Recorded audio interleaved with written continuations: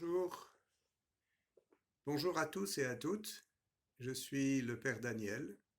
En ce jeudi saint, le Père Gérard m'a demandé de dire quelques mots sur le lavement des pieds et je l'en remercie. Jésus, au milieu de ses disciples, a célébré l'Eucharistie avant sa passion. Or, la liturgie n'a pas choisi le récit de l'institution, mais le lavement des pieds. Saint Jean met ce récit à la place du récit de la scène. D'une certaine manière, il nous prive de l'Eucharistie. Or voici qu'à cause des événements, et d'une manière exceptionnelle, nous serons privés d'Eucharistie. Nous pourrons voir la messe à la télévision, mais ce n'est pas la même chose.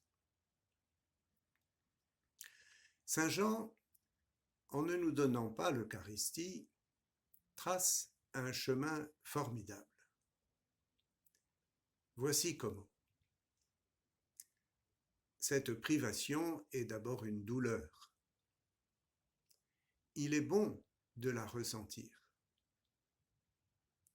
Jésus lui-même est douloureux de voir combien de gens n'accueillent pas sa parole. C'est le Père et sa miséricorde qu'il refuse. Notre douleur nous fait participer à celle de Jésus. Lorsque nous recevons l'Eucharistie, nous recevons l'hostie avec dévotion.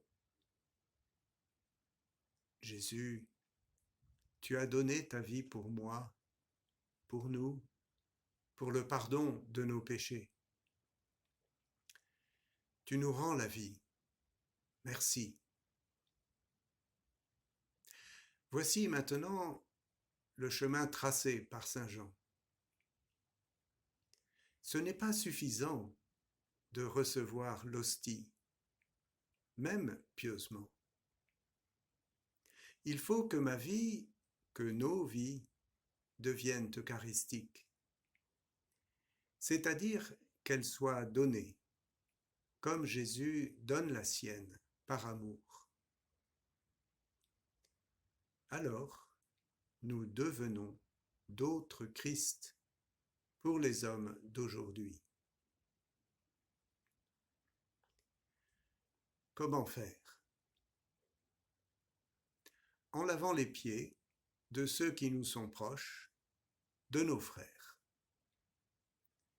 Il faut les accueillir vraiment dans notre vie, comme ils sont, avec leurs richesses et leurs limites.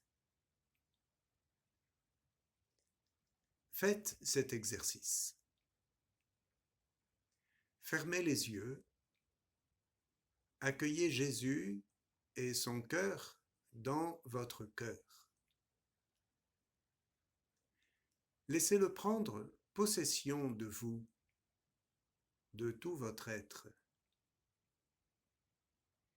Il irrigue votre tête, vos mains, vos pieds, et vous l'entendez murmurer « À toi d'agir maintenant, avec la force que je te donne. »